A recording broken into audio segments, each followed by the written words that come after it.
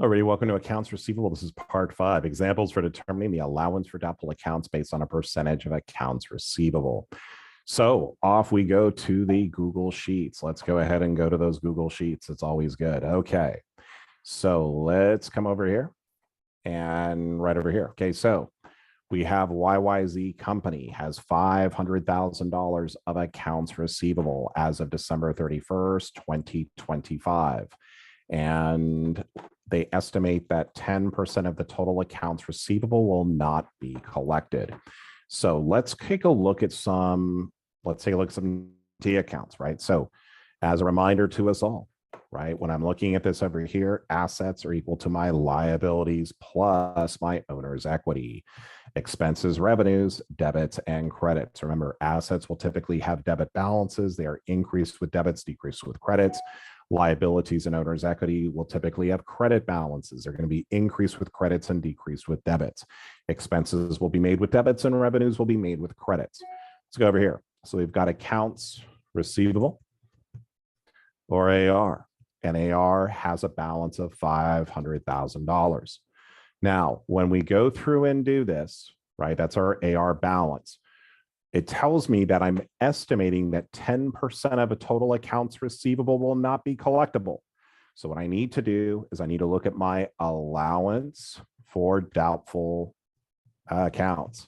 My step one, when I go through and do this, is going to be to determine my ending balance in the account, right? This is my step one, is determine that ending balance. So right over here, what I'm going to do is I'm going to say, okay, 500,000 times 10%. So this is 500,000 times 10% is 50,000. Okay, so this is going to be the ending balance in my accounts receivable. So my ending balance is going to be 50 grand. Okay, prepare the balance sheet presentation for accounts receivable. So we would have YYZ, and then we would have balance sheet as of 12/31/25. Went back a year. Okay, as of 12/31/25, we're going to have assets. Okay, accounts receivable is going to be a current asset. Does that mean it's electrified? No, it means we're going to be collecting it within the next year. So we got accounts receivable, right? My accounts receivable is $500,000. However, management doesn't believe we're going to be able to collect that entire $500,000. So we're going to say less the allowance for doubtful, not the Americans with Disabilities Act, but this is the accountant's version, which is the allowance for doubtful accounts. Right over here, this is going to have a credit balance, so it's going to reduce this, and this is going to give me accounts receivable net of the allowance. Okay, so right over here. All right, so our accounts receivable net is going to be 50,000 less the 50,000 or 450. If you look over here, oh, Facebook, they did the same thing. Accounts receivable net is 12,088,000,000, only if we had that problem. And then over here, we've got the, we've got that other part. So right over here, so that is our ending balance. All right, now let's take a look at part C. We're going to kind of jump ahead.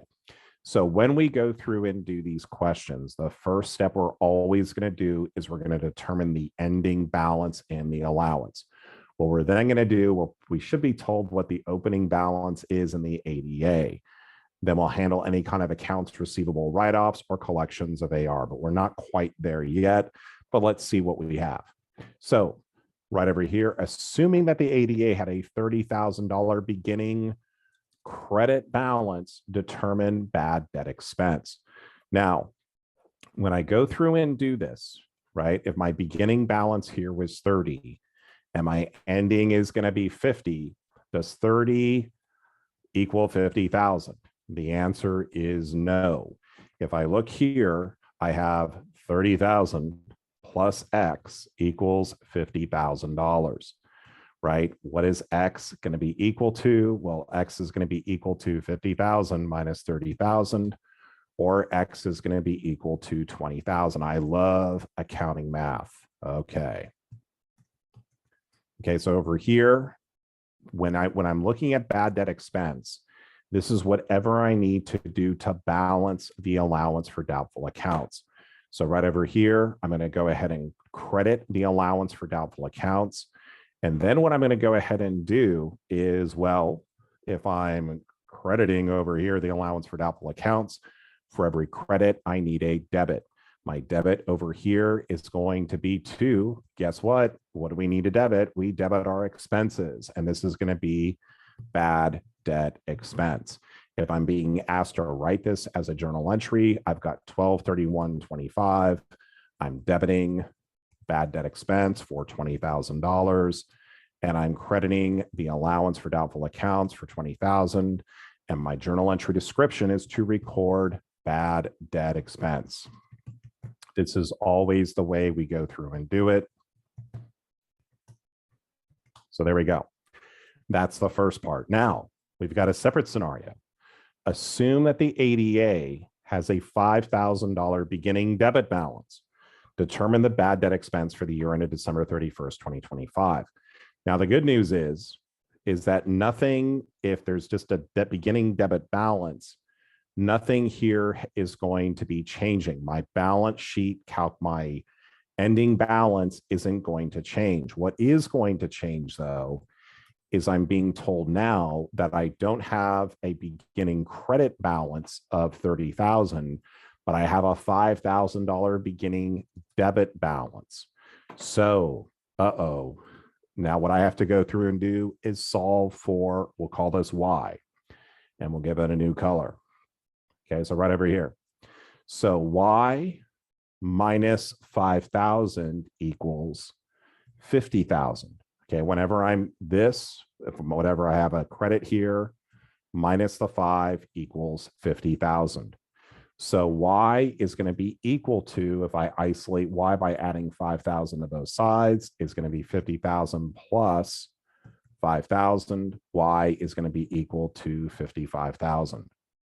So right over here, this is going to be my credit balance here to my allowance for doubtful accounts. Note over here again, nothing is changing except we now have a beginning debit balance. So what does my journal entry look like? Well, I'm still going to do the whole thing with the bad debt expense. But with my bad debt expense now, it is going to be a debit for $55,000. So 12,000, I'm going to be crediting the allowed debt expense. So 55 minus 5 is equal to 50. So in any event, I want to thank you for joining me here today. Please leave any questions that you might have below. Appreciate you liking and subscribing to the videos. Have a great day, and I'll see you on the next video. Have a good one.